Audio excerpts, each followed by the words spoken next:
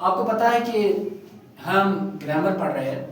Grammar में हमने सबसे पहले सेंटेंसेस पढ़े। सेंटेंसेस में हमने सिंपल सेंटेंस पढ़ा है, कॉम्प्लेक्स पढ़ा है। अब हमें कंपाउंड पढ़ना है। सिंपल सेंटेंस की मैंने डेफिनेशन बताई, उसके टाइप्स बताए। कॉम्प्लेक्स सेंटेंस की मैंने डेफिनेशन बताई, उनके सेंटेंसेस को हम क्लॉज कहते हैं, क्यों कहते हैं। फिर मैंने इनकी टाइप्स पे बात की। अब हमें कंपाउंड सेंटेंस पढ़ना है। आपको पता है कंपाउंड सेंटेंस ऐसा सेंटेंस होता है जिसके सेंटेंसों को हम सेंटेंस ही कहते हैं। इससे पहले मैंने कॉम्प्लेक्स सेंटेंस में बताया जो उसके कंजक्शंस होते हैं, जिनको हम सबऑर्डिनेट कंजक्शन कहते हैं। मैंने ये बताया कि उन कंजक्शनों की फंक्शन ही ऐसी होती है जिनमें subjective pronouns, objective pronouns, reflexive pronouns, possessive pronouns छुपे हुए होते हैं, जिसको हम एंटीसीडेंट कहते हैं। फिर वो पीछे की ओर लौटते हैं, इसी की वजह से हम उनको क्लॉजेस कहते हैं। वो मैंने वहाँ डिफाइन किया है, अब मेरी वीडियो देख सकते हो। कंपाउंड सेंटेंस में हमें ऐसे कंजक्शंस होते हैं जिनको हम कोऑर्डिनेटिव कंजक्शंस कहते हैं। मैंने अलग से कंजक्शन पे एक वीडियो भी बनाया है, और आप देख सकते हो। कोऑर्डिनेटिव कंजक्शन, कोऑर्डिनेटिव कंजक्शन ऐसे कंजक्शंस होते हैं जो इक्वल रैंक्ड सेंटेंसेस जोड़ते हैं, यानी ये एक दूसरे पे डिपेंड नहीं होते हैं। इसका मतलब अगर हमें कंपाउंड सेंटेंस समझना है, हमें कोऑर्डिनेटिव कंजक्शन को समझना पड़ेगा। जितने टाइप्स कोऑर्डिनेटिव कंजक्शन के होते हैं, उतने ही टाइप्स कंपाउंड सेंटेंस के भी बनते हैं। कोऑर्डिनेटिव कंजक्शन के 4 टाइप्स हैं। Number 1 cumulative conjunction. हो सकता है स्पेलिंग में मुझे मिस्टेक हो रही हो, तो बाद में सही कर लेना आप इसको खुद से। कुमुलेटिव कंजक्शन,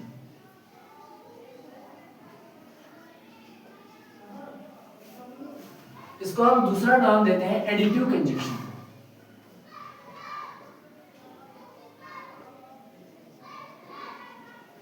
कुमुलेटिव या एडिटिव का क्या मतलब होता है? अगर हमारे पास 2 सेंटेंस है, इससे पहले मैंने डिस्कस किया था कि इंग्लिश में हमारे पास 3 वर्ड ऐसे होते हैं जो इंडिपेंडेंट होते हैं। बाकी जितने भी चीजें होते हैं वो इस पे डिपेंड करते हैं। जैसे नाउन इंडिपेंडेंट है, एडजेक्टिव इस पे डिपेंड करता है, वर्ब इंडिपेंडेंट है, एडवर्ब और ऑब्जेक्ट उस पे डिपेंड करता है। लेकिन यहाँ वो केस नहीं होता है। जैसे एक सेंटेंस लिखता हूँ, अगर मैं लिखूँ I am a teacher, I am a teacher, ये मेरे बारे में एक इंफॉर्मेशन है। मैं एक टीचर हूँ, ये मेरा नाम फॉर एग्जाम्पल बिलाल है। बिलाल के बारे में एक इंफॉर्मेशन है कि ये टीचर है। अब अगर इसी आई के मुताबिक मैं एक और इंफॉर्मेशन जोड़ूंगा एंड के जरिए, जैसे and I am a cricketer. ये क्रिकेटर और टीचर दोनों प्रोफेशन, दोनों इंफॉर्मेशन आई के रिलेटेड है। अगर हम पहले वाले सेंटेंस में कोई नाउन हो, इसके रिलेटेड बहुत ज़्यादा इंफॉर्मेशन जोड़ेंगे सेंटेंस की शक्ल में, तो उसको हम कुमुलेटिव या एडिटिव कंपाउंड सेंटेंस कहते हैं। कुमुलेटिव या एडिटिव कंपाउंड सेंटेंस, उसमें हम कंजक्शन या तो एंड इस्तेमाल करते हैं या तो बट। आपको याद रखना पड़ेगा एंड और बट कुमुलेटिव कंपाउंड कंजक्शन या कोऑर्डिनेटिव कंजक्शन है। ठीक है, इसके बाद आते हैं हम दूसरी टाइप पे। चाहे आप कोऑर्डिनेटिव कंजक्शन की दूसरी टाइप कहें या कंपाउंड सेंटेंस की दूसरी टाइप कहें, क्योंकि मैंने बताया कंपाउंड सेंटेंस को समझने के लिए हमें कोऑर्डिनेटिव कंजक्शन को समझना होगा। जितनी टाइप उसकी बनती है उतनी ही टाइप कंपाउंड सेंटेंस की भी बनेगी। जैसे जिसको हम एडवर्सेटिव कहते हैं, ये निकला है एडवर्स से। एडवर्स का मतलब होता है अगेंस्ट। इसमें क्या होता है, अगर हम पहले वाले सेंटेंस में कोई स्टेटमेंट लिखे और दूसरे वाले में एक और स्टेटमेंट लिखे, जो दूसरा वाला स्टेटमेंट होता है वो एडवर्स होता है पहले वाले के। मतलब उल्टा होता है।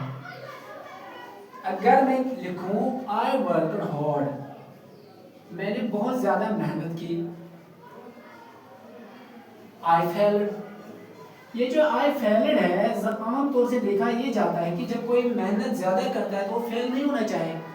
तो ये वाला जो सेंटेंस है ये इस सेंटेंस का उल्टा नतीजा दिखाता है, लेकिन उसके लिए मुझे एडवर्स कंजक्शन जोड़ना पड़ेगा ताकि ये इसके रिलेटेड हो जाए, फिर एक कंपाउंड सेंटेंस बन जाएगा। जैसे यट है, बट भी है, स्टिल भी है, ये तीनों एडवर्स कंपाउंड कंजक्शंस हैं। इन तीनों का फंक्शन है एडवर्स स्टेटमेंट जोड़ना।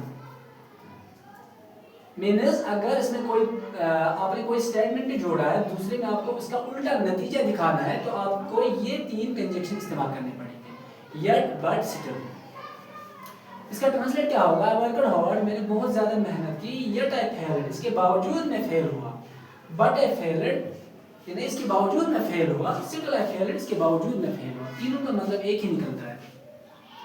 तीनों जो है एडवर्स स्टेटमेंट जोड़ते हैं ये वाली सेंटेंस की शक्ल में, यानी इस स्टेटमेंट के अगेंस्ट या एडवर्स, इस ये वाला सेंटेंस जो है ये इस सेंटेंस के एडवर्स स्टेटमेंट जोड़ता है।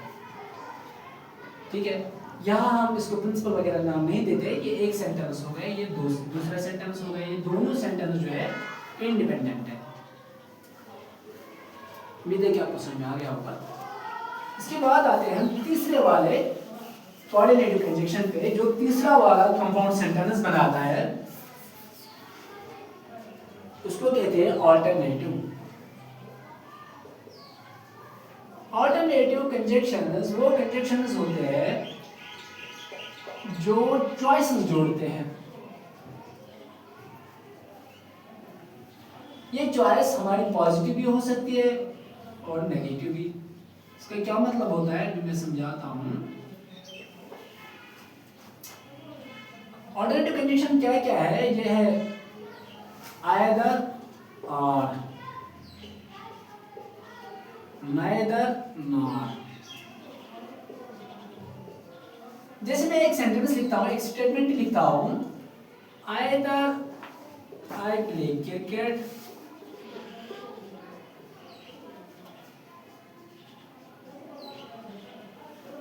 और आई गो होम। ये यहाँ दो चॉइसेस शो करता है दोनों स्टेटमेंट में। ये एक स्टेटमेंट या सेंटेंस है, दूसरा स्टेटमेंट या सेंटेंस है। इस सेंटेंस में ये कहता है या तो मैं क्रिकेट खेलूंगा या तो मैं घर जाऊंगा, यानी दोनों काम में से मैं कोई भी एक कर सकता हूँ, ये मेरी चॉइस है।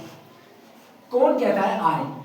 ठीक है ना, आई सब्जेक्ट के पास दो चॉइसेस है, दो चॉइसेस को रिप्रेजेंट करता है दो सेंटेंस या दो स्टेटमेंट में।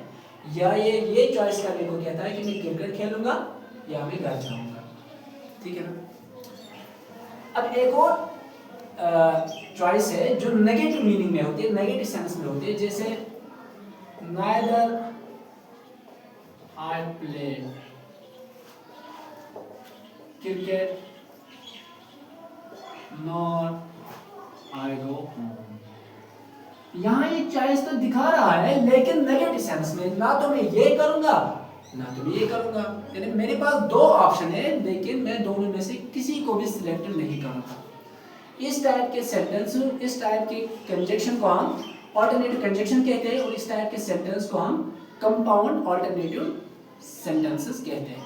ये कंपाउंड की एक टाइप बनते हैं। फिर इस तरह से हमने कंपाउंड सेंटेंस की तीन टाइप पढ़ी है और इसी तरह से हमने कोऑर्डिनेटिव कंजक्शन के भी तीन टाइप पढ़े हैं। अब आते हैं लास्ट वन पे, जिसको हम कहते हैं इलेटिव कंजक्शंस।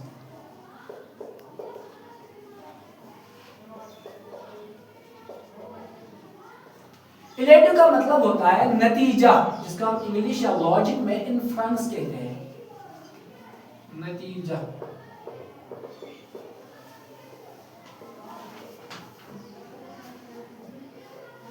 रिजल्ट। मतलब कि एक सेंटेंस में मुझे एक स्टेटमेंट देना होता है, दूसरे में उसका इन्फ्रेंस या नतीजा दिखाना होता है। अब इसके लिए हम कौन सा कंजक्शन इस्तेमाल करते हैं? इसके लिए हम फॉर कंजक्शन इस्तेमाल करते हैं, जिसको इसको हम रिलेटिव कंजंक्शन भी बोलते हैं। आपको पता है कंजंक्शन और प्रीपोजिशन को हम मिलकर कनेक्टर भी कहते हैं, और ये एज ए प्रीपोजिशन भी इस्तेमाल होता है और एज ए कंजंक्शन भी इस्तेमाल होता है, लेकिन यहाँ कंपाउंड सेंटेंस में ये रिलेटिव कंजंक्शन इस्तेमाल होता है।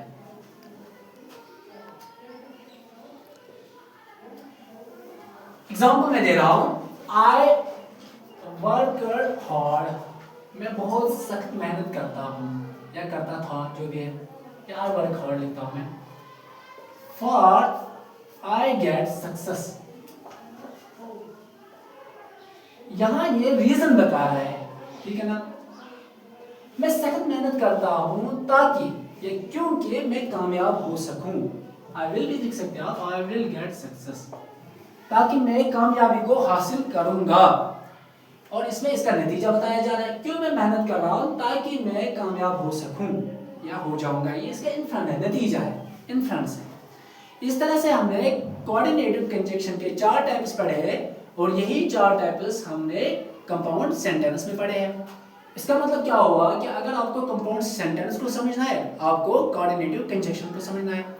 कंजंक्शन को किसको कहती है, मैंने पहले डिस्कस किया है, एक और बार कहते हैं कंजंक्शन, इसको हम कनेक्टर भी बोलते हैं। कंजंक्शन ऐसा वर्ड होता है जो दो सेंटेंस, दो क्लासेस, कम से कम की मैं बात कर रहा हूं, दो सेंटेंस, दो क्लास, दो फ्रेजेस या फ्रेजेस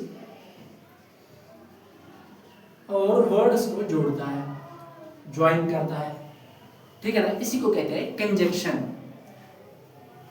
उम्मीद है कि आपको समझ में आ गया होगा।